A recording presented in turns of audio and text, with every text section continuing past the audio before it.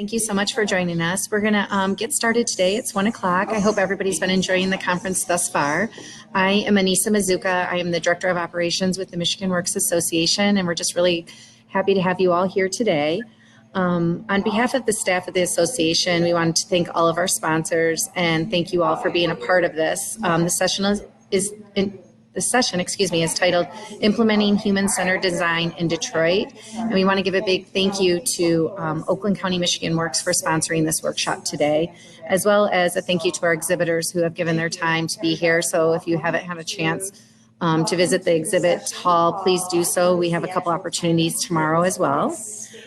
We will have a Q&A at the end of this session, so we will get through that. I have posted in the chat our survey to be taken at the end of the session if you are able to, as well as Facebook and Twitter handles if you want to give a shout out to our presenters, to the association, so feel free to do that.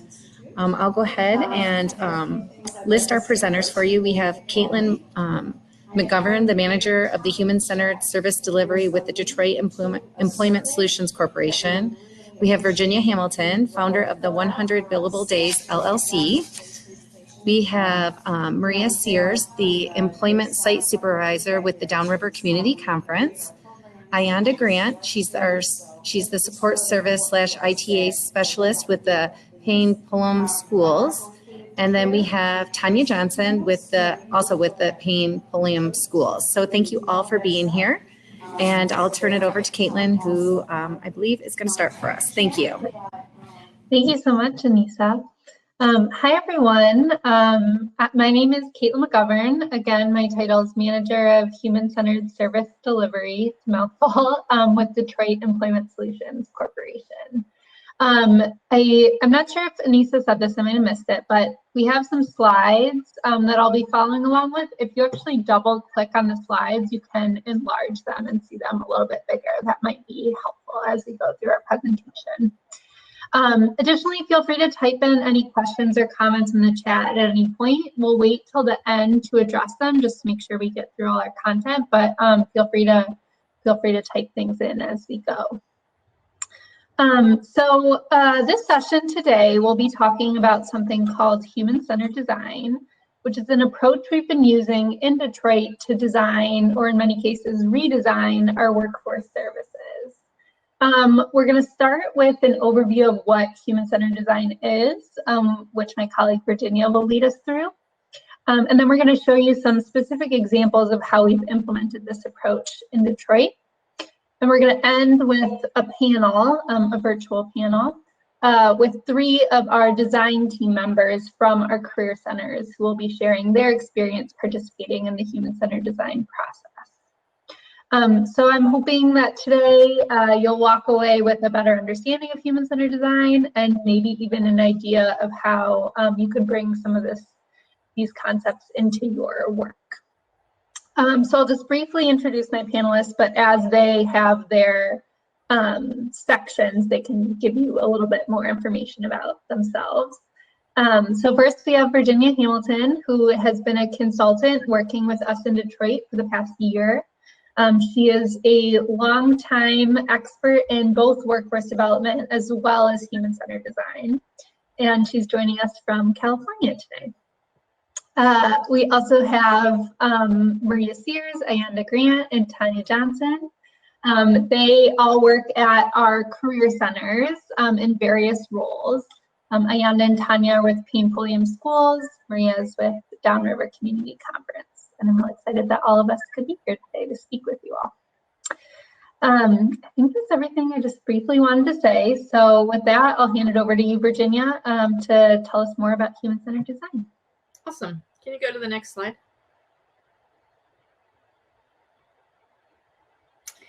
Well, hi, everyone. I may know some of you. I don't know. We've got a bunch of people listening in. My last role was with the U.S. Department of Labor. I was the regional administrator for the West Coast of the United States. And when I was there, I discovered human-centered design or design thinking and became completely obsessed with it and really started a movement across the US in workforce development organizations using design thinking to improve services to the people who need them.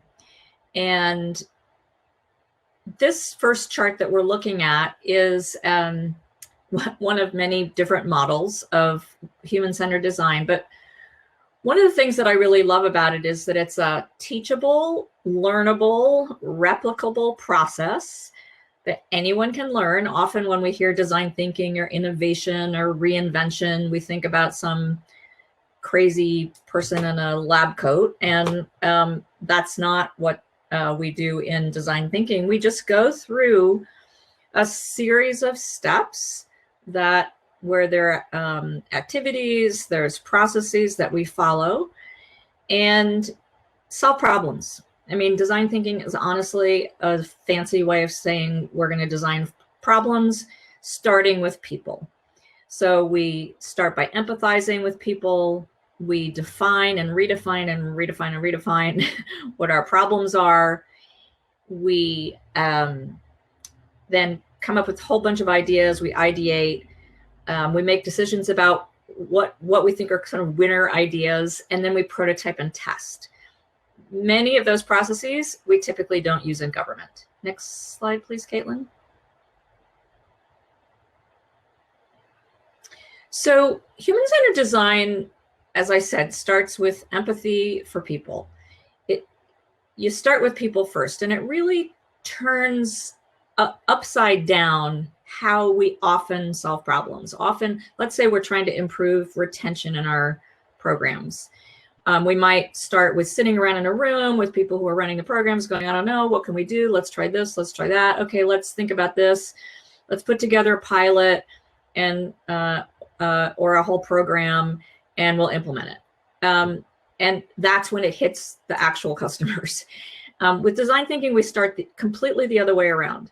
If we're having trouble with retention in a program, we'll start by interviewing people who have stayed in the program, people who've dropped out of the program, people who don't know anything about the program, and try to understand what their real needs and motivations are.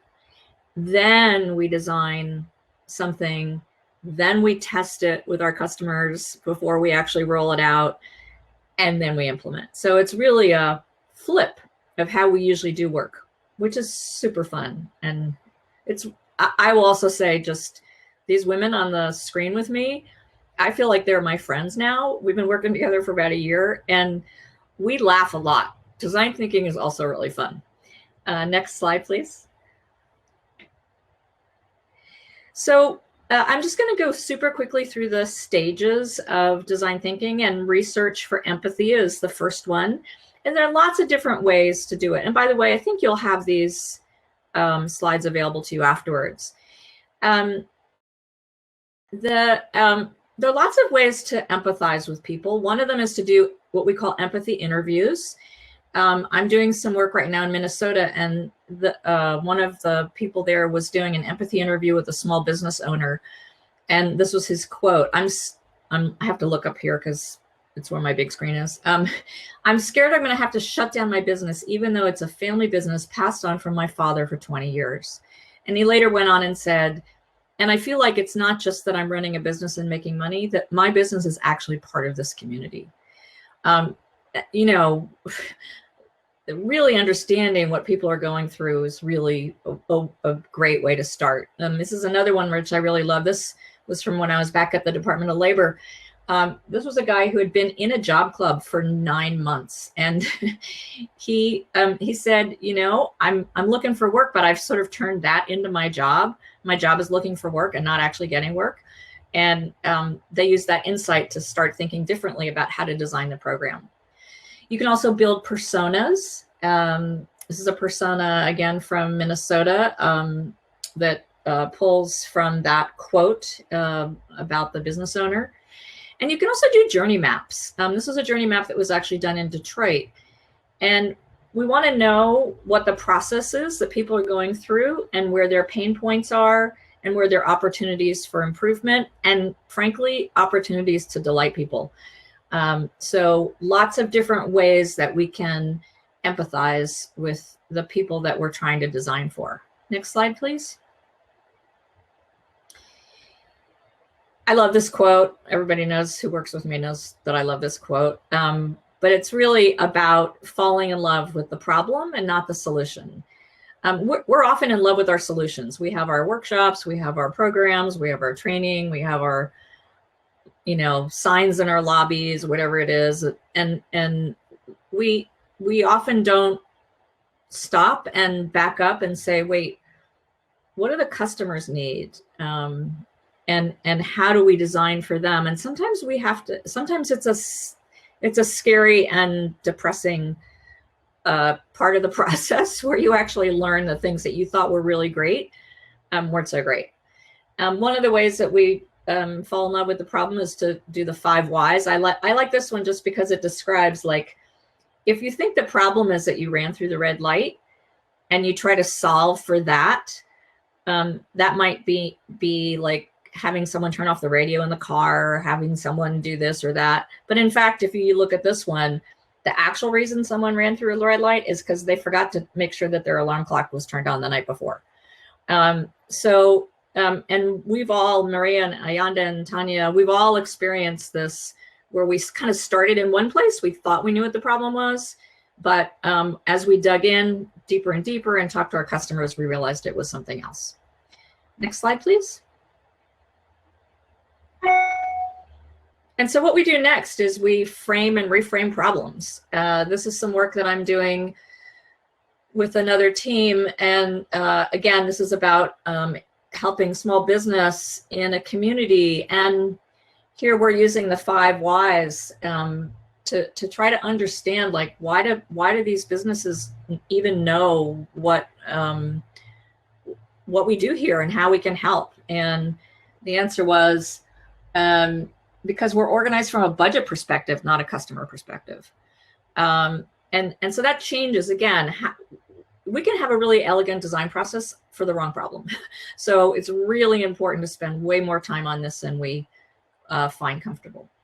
Once we land on a problem, next slide, please, then the fun starts, because it's about coming up with lots of ideas. We call it ideation, fancy word for brainstorming.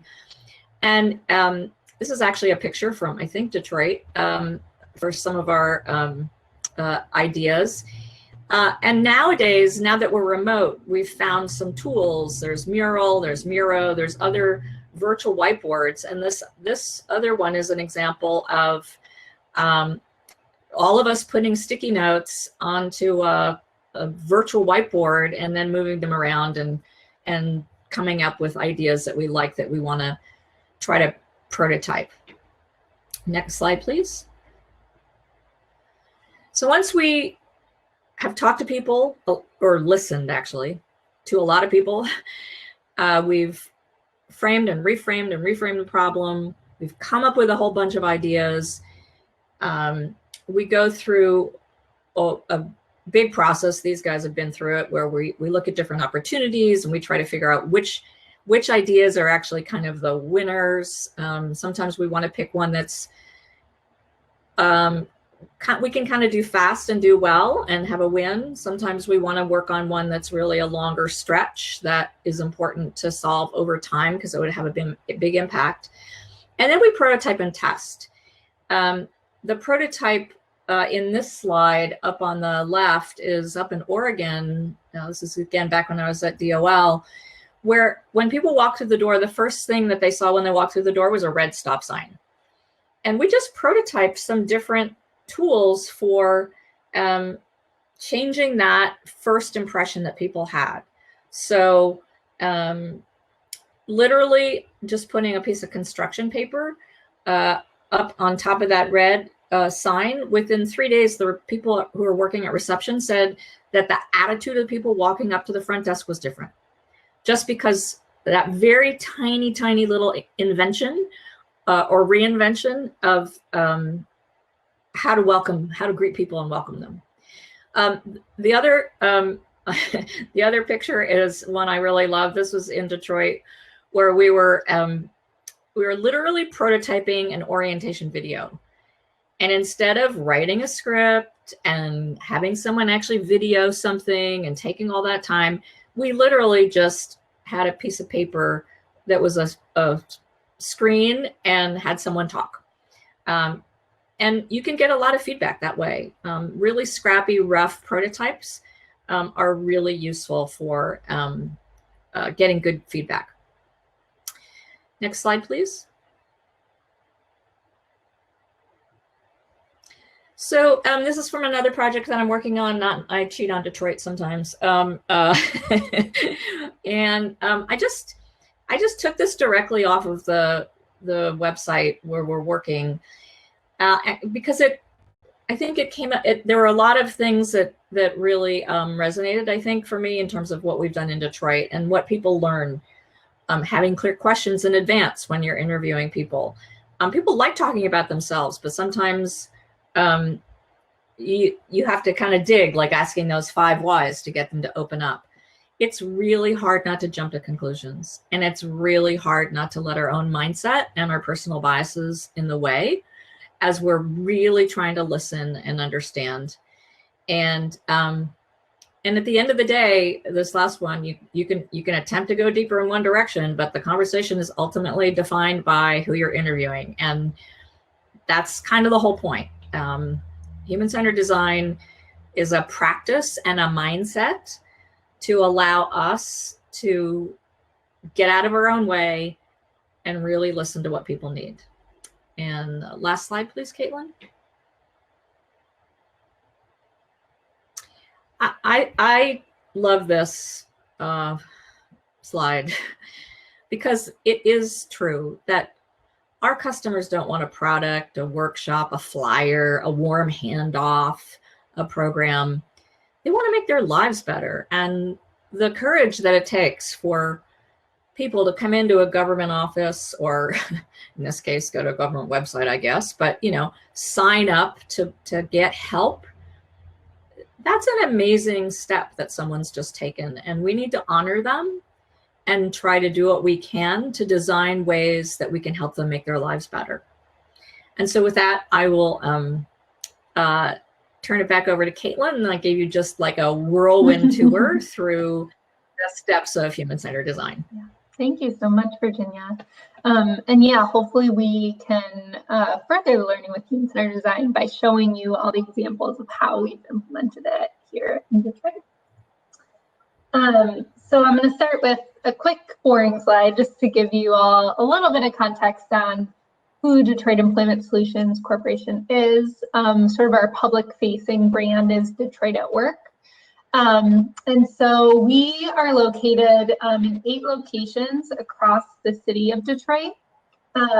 We recently, over the past year, went through an extensive system redesign process, which is a fancy way of an intensive strategic planning process to really look at what was working about the way our services were delivered and what do we need to maybe rethink or improve.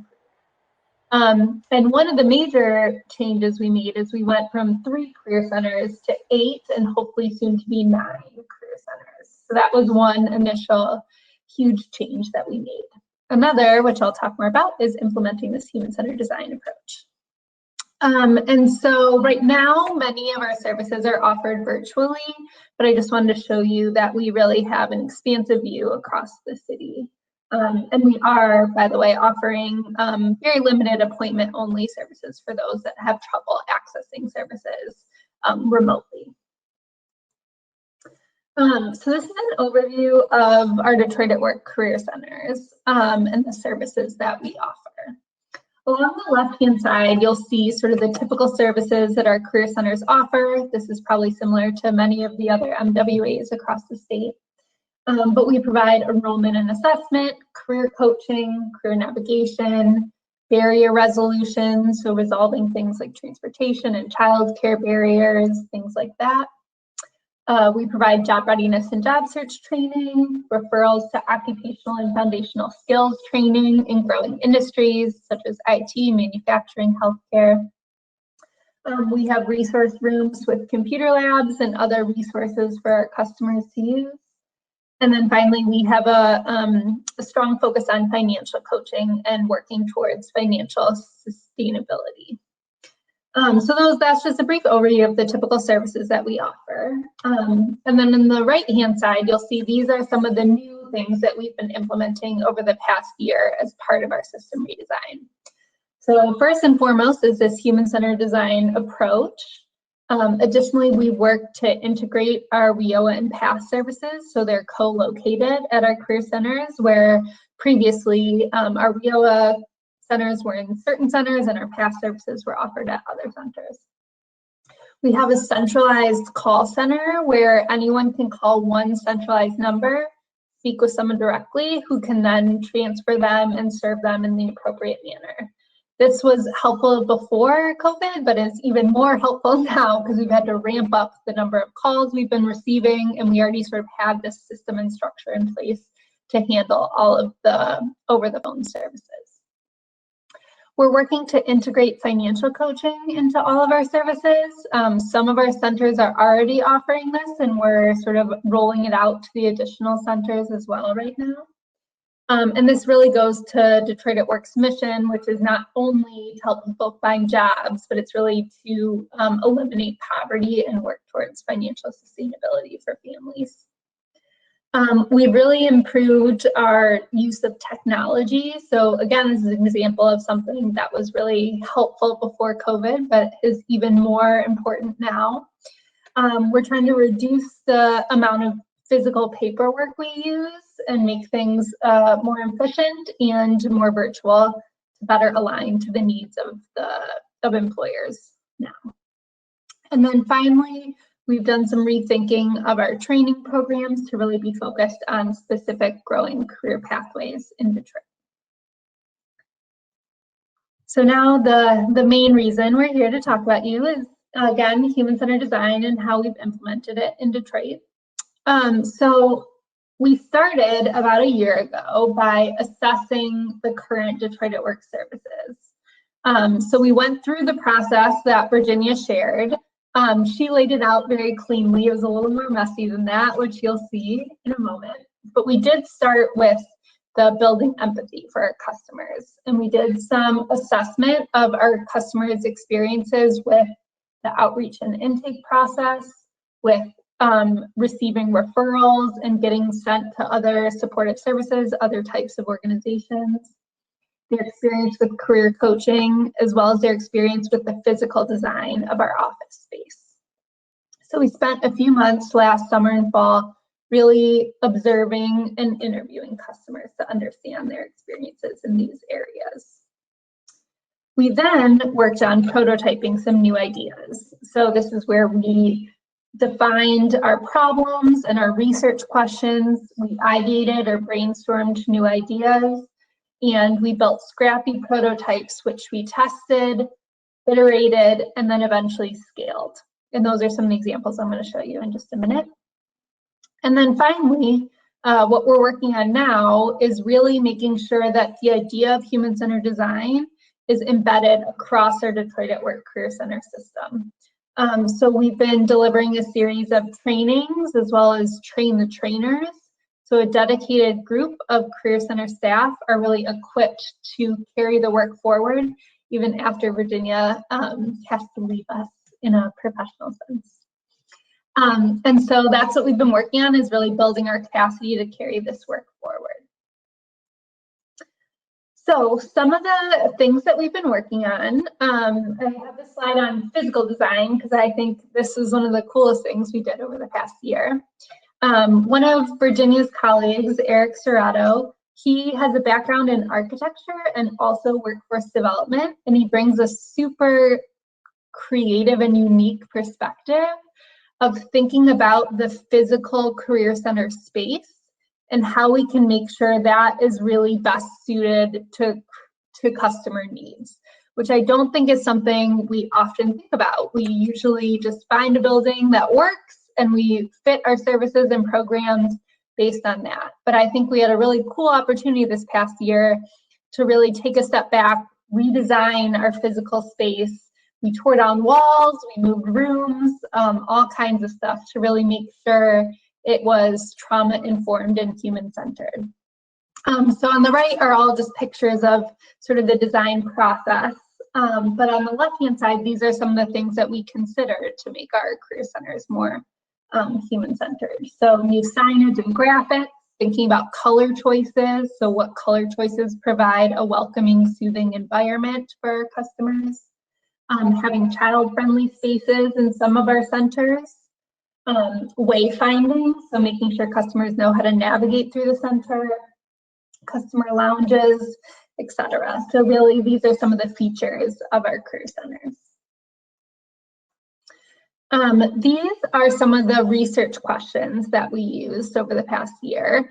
So once we conducted our empathy interviews, really heard from customers, we defined our problem into these specific research questions. And this is what we use to ideate and brainstorm other ideas. So I'll let you read that. I don't read through all of them. But Virginia, I'm not sure you mentioned this, but the way that we think about human-centered design, we use something called how might we questions. And we use that phrasing specifically because Virginia, you can correct me if I say any of this incorrectly, but the how assumes that there is a solution out there.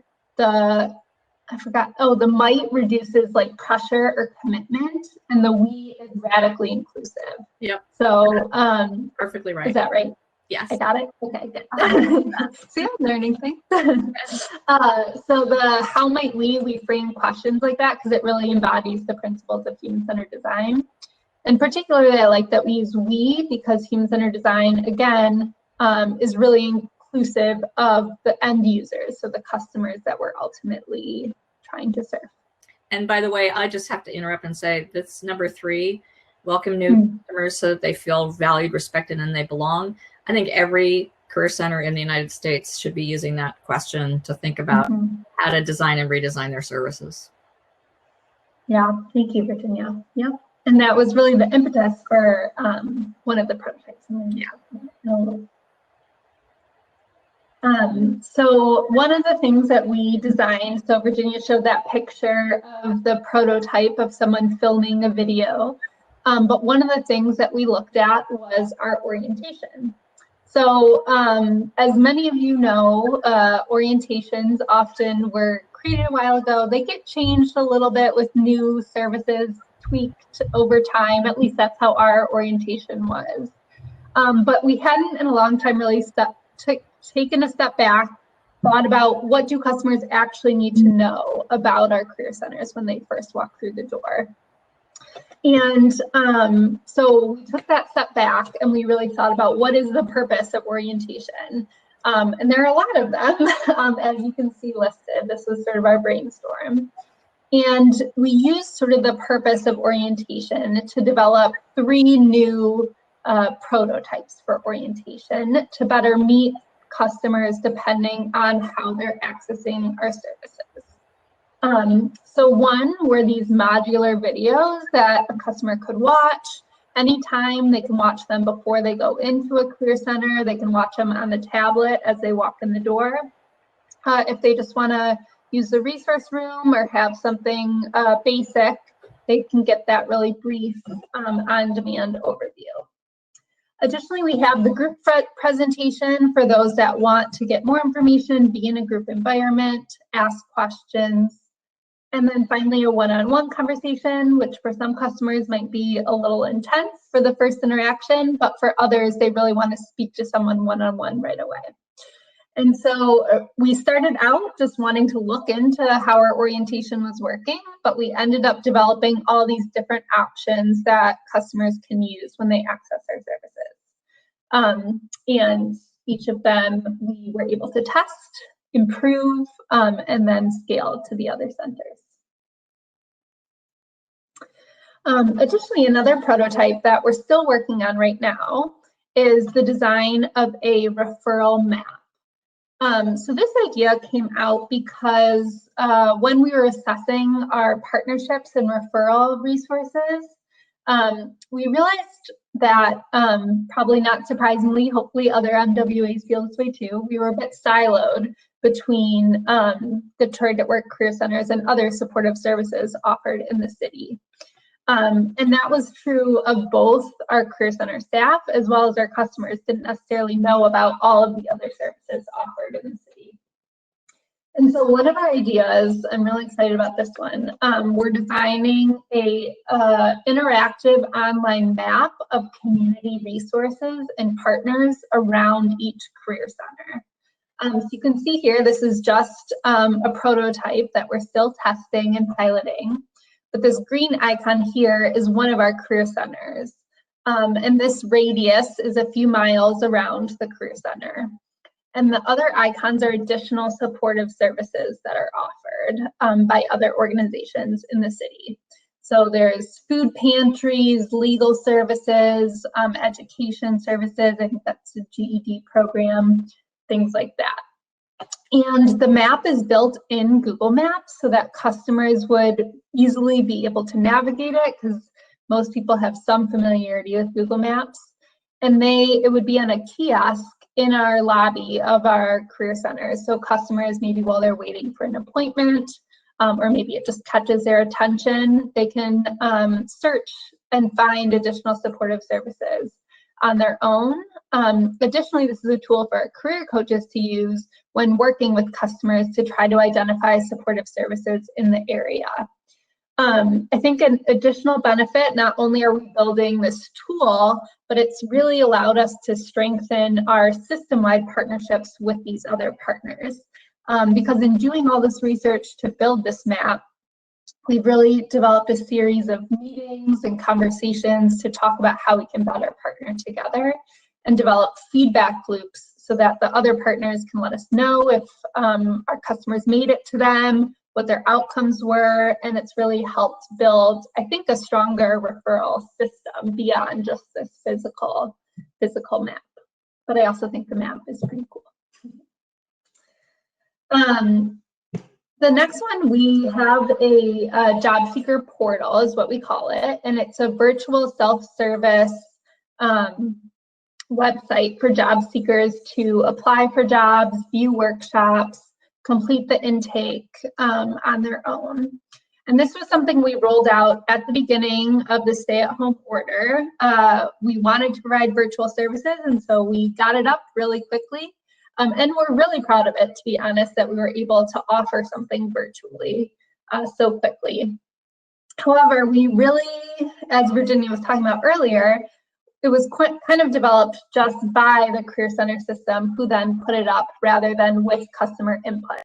And so we're now at the point where we're sort of taking a step back, talking to customers, both who've used the portal and who haven't, to understand what their experience is. So does this website really have what they're looking for? How were they able to navigate it? Is it a useful resource for them? And using all of that feedback to brainstorm some new ideas and tweak the website to better meet customer needs. And I'm also really proud, not only that we got the website up, but that we're really being intentional about making it work for our customers. And then finally, the main thing I want to share, the prototype that brought my fellow panelists here with me, is something called the Front Desk Academy. And so this was a prototype that came from that how might we question that Virginia highlighted. So how might we welcome customers into the Career Center so they feel valued, respected, and that they belong? And so this is one of our design sessions back before COVID, where after we had done our customer research, really listened to their challenges, how they felt when they walked into the Career Center, what made them feel valued and respected. This was our brainstorming. So we developed something called an opportunity tree, where we thought about all the different ways that we can make customers feel more welcomed and that they belong. We then sort of voted and went through a synthesizing process and came up with 3 key things that we need to work on. Customer service training for our front desk staff, improving front desk training and processes, and transforming lobbies and lounges. So we thought those were the 3 things that would really make a difference to customers in feeling welcomed into our Career Center. And so we used those 3 ideas to come up with something called the Academy of Front Desking, which is the sort of prototype that we rolled out. So this was our design team, which was made up of Career Center DESC staff across several of our different career centers, and made up of different levels. So it wasn't just managers, it wasn't just frontline staff, it was really a mix of both. And I think this helped demonstrate the radical inclusiveness that we really had front desk staff people in this group. We really had managers in this group, and we all got together every single Friday for 3 months virtually to really plan and flesh out this process. So we used something that Virginia mentioned called personas, where we thought about a front desk staff person and talked through her experience working at the front desk. What were her challenges? What was she trying to get done? And use that to sort of build a program or an idea around her experience. We then went through a process where we brainstormed all of the things that the Front Desk Academy would include. So what does it really mean to provide better customer service, particularly in COVID? This is around the time when we were working virtually. This all happened in February or March. So we had to make some pivots. But we really brainstormed all of the ways that what customer service should look like and what we want to improve. And again, at this stage, we were really just trying to get all our ideas up there. It's more about quantity, not quality. We then developed and flushed those ideas out to come up with something called a proof of concept. This was sort of our scrappy prototype. So we didn't have the training sessions and the agendas all flushed out, but rather we had this one pager that sort of summarized what we thought the Front Desk Academy would look like. And this is what we used to conduct a series of interviews to really get more customer research. And so we talked to both front desk staff and center managers about what do they imagine a Front Desk Academy could look like? Is this even a good idea? What would they want it to include? And we got a lot of great feedback to iterate and improve our idea. So this is another one of those tools Virginia mentioned earlier that we used called Mural, where we use that feedback from front desk staff in those interviews to sort of populate and flush out our key areas of the Front Desk Academy.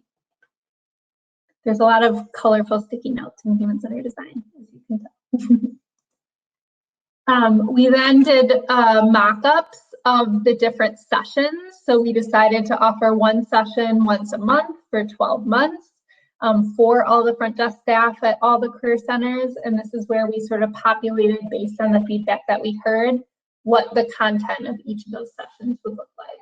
So I know this is probably a little hard to read, but things like, again, customer service best practices, dealing with crises at the front desk, managing difficult clients, taking care of yourself and establishing some work-life balance. So really, what were the key things that front desk staff need to do their job effectively?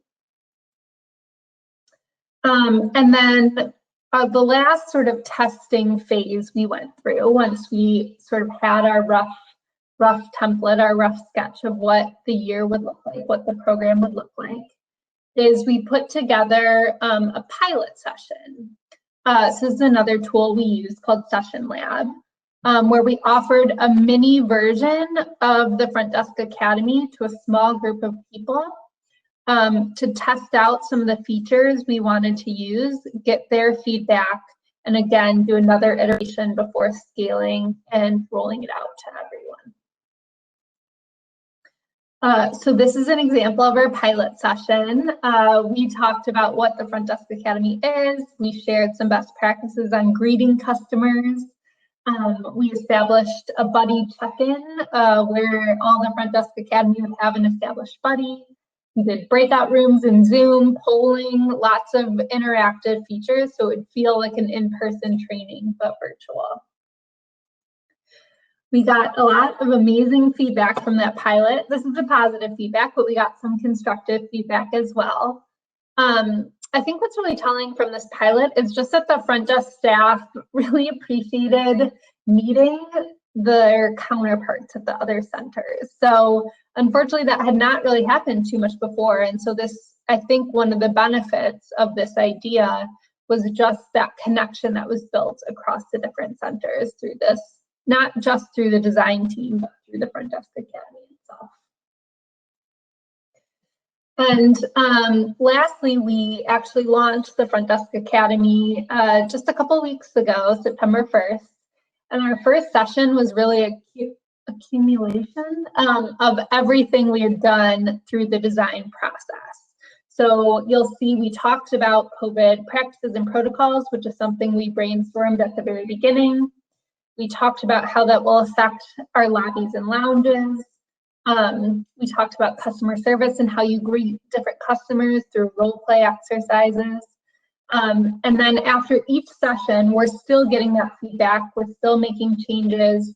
We're changing things as we go. We're not tied to our plan, but we're very flexible in thinking about what we can change and improve moving forward. Whew, that was a lot of talking. Okay, that was sort of a summary of some of the things that we've done in Detroit to implement human-centered design. We have about 1 million more ideas of prototypes we'd like to look at and improve, and I hope that we continue to do this work. But I just wanted to show you a brief summary of some of the different services that we've rolled out. So next, what I'll do is I'm joined by, again, Maria, Ayonda, and Tanya, who are part of our design team to put together the Front Desk Academy. And so I have a couple sort of just questions. We're going to treat it like a panel that I'm going to ask them just about their experience with human-centered design and with the Front Desk Academy. And then at the end, I'm hoping we have a couple extra minutes and can answer any comments or questions from the group. All right. So I'll just jump right in.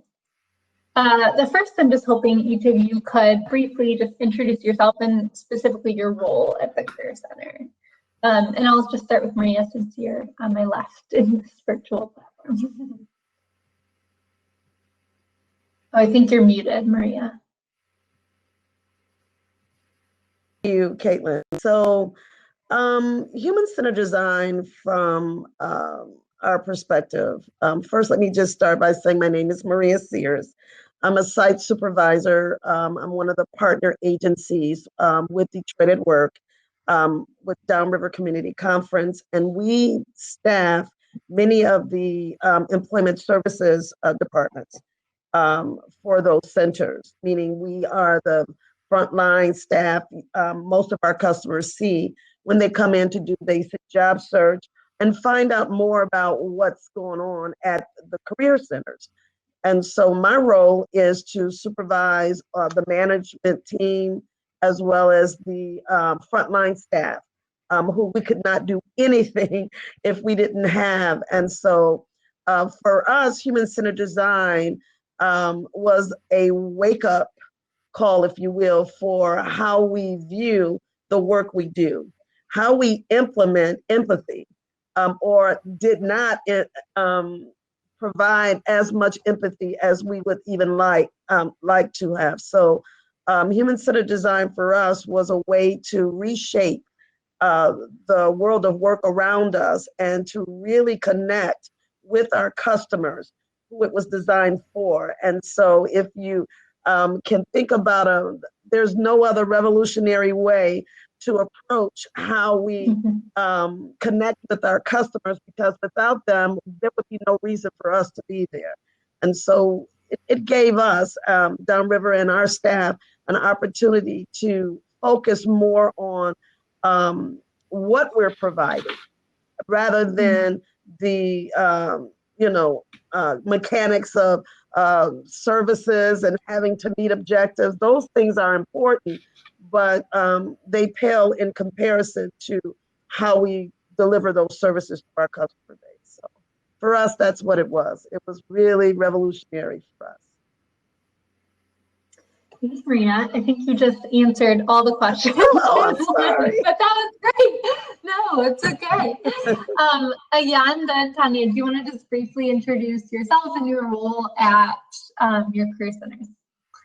Okay, Ayonda, you go next. Sorry. my name is Ayonda Grant, and I am the ITA Supportive Service Specialist there. And my role is to provide training for all our customers and also get them supportive services. Thanks. Tanya? Oh, I think you're muted, Tanya. Oh, Tanya, I think. Oh, or maybe turn up your mic. Oh no. Okay. I know. Okay, Tanya, while you work on that, yeah, I'm gonna move over to Maria and then we'll come back to you. Hopefully give you a chance to figure it out. Okay. So my next question for you all is to just briefly share a day in your work life. So what does your typical day really look like? And this will connect to human-centered design. Thanks, Kaitlyn. A day for me is getting my staff engaged, because we typically start our day off at 8 in the morning. Our customers walking in the door at 8 o'clock, and for many of us, just that work-life balance, life happens. And so I'm usually the one that's covering that front desk before my front desk greeter comes, and we have a team meeting in the morning so that we can talk about what it is that we have to do for the rest of the day. We talk about problem solving, and if there's a staff who called off, but that's the time where we talk about strategy for the day. And so my job is to engage my staff and get them excited about the day in spite of what they may have endured coming in. So I like to be there for that, so that my staff know that they're supported even before the day begins. And it sounds like you also sort of fill in the gaps of when you need to cover for your staff as well. Mostly because I've been both a customer of Michigan Works. Mm-hmm. I've also been a career specialist and a supervisor or a manager of the centers, and now I'm a site supervisor. So I've had the opportunity to look at all phases of what staffing looks like it's been 11 years. And so I've had that unique experience. And so I'm very sensitive in all of those junctures. As a customer, what does it feel like when you come in? What does it feel like for a staff person who you're asked to you got to get in and do your job when you may have had several fires to put out before you even got to work? And so again, it makes a difference in having that experience. That's great. Thank you, Maria. You're welcome. Ayonda, do you want to share? Yeah, so my day work, I come in the morning. I actually assist Tanya before she gets there every morning to sit in the front desk and greet the customers when they come in. So I do that until she comes in, and then I also set appointments and workshops for our customers going to training, and also do the workshops virtually now online for supportive services. So with the supportive services, you can get an auto vehicle up to $4,000 now, and then also the technology resources that you can receive if you need a laptop or also Wi-Fi connection. So that's pretty much of my day, and I also help our staff when they need assistance. Awesome. Thanks, Ayonda. Tanya, are you able to speak yet? No? Oh, no. And this, if you're still with us Are you able to try to help Tanya get her audio going? No, I still can't hear you. Well, I don't want to speak for Tanya too much, but I will say she actually works at the front desk of one of our career centers. And she greets customers, is in that sort of frontline role for those customers. And so she's been a really critical part of developing our Front Desk Academy and bringing her perspective in that role of a front desk staff person. We'll come back to you again, Tanya, don't worry. In fact, we had a segment in Front Desk Academy that was Ask Tanya. Yes, I think I had that slide earlier where everyone had a chance to ask her all their questions using her experience at the front desk. Awesome. So now I'm just hoping some of you can share more about your experience with human-centered design and with the Front Desk Academy specifically, and what was sort of memorable about it. What was memorable about it? I talk about this a lot, but I talk about it from a human-centered design from a historical perspective, about how people who are disadvantaged and have not had their voices be heard now have an opportunity through human-centered design to have that very thing happen. And so I believe that human-centered design is the voice of the customer who has not been able to say what they want from services, from the credit work, and so, or from the career center experience. And so for me, that is the most memorable thing, was coming together with a group of professionals who have the same mindset and the same heart to provide that level of excellence in customer service.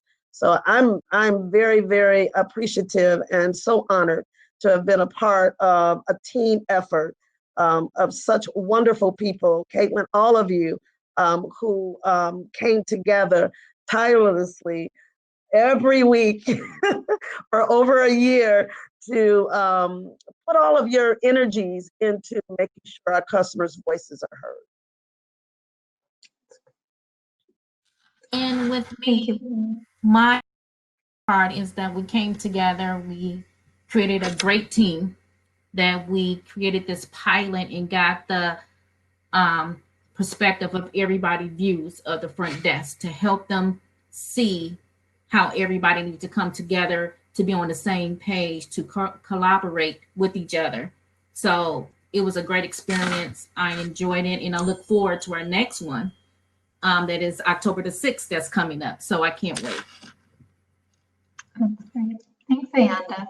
Yeah, I think something they both shared is just taking the time and the space to really take a step back and think about our services for customers, but then also the creative time as a team in different roles, wearing different hats to come together and problem solve together, which is not something that often happens. So thank you both for sharing. I need to take off and go take another class. Oh yeah. Virginia, any last words before you leave us? No, just I did write in the chat. If you're really going to do this, it actually does require leadership to give people time. This is above and beyond people's regular work, but at some point it becomes habit, right? At some point, you don't have to participate in some extra thing in order to start saying, okay, what do the customers think and how's that going to work? So anyway, love you guys. My favorite project. Hi, Virginia. Thanks for joining us. Hi, can you guys hear me?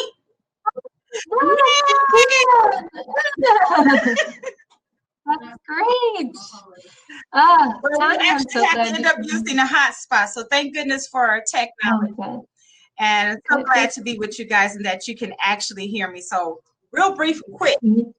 Yes, I am Tanya Johnson. Yes, I am front desk. They love me because I'm peppy, as you can see.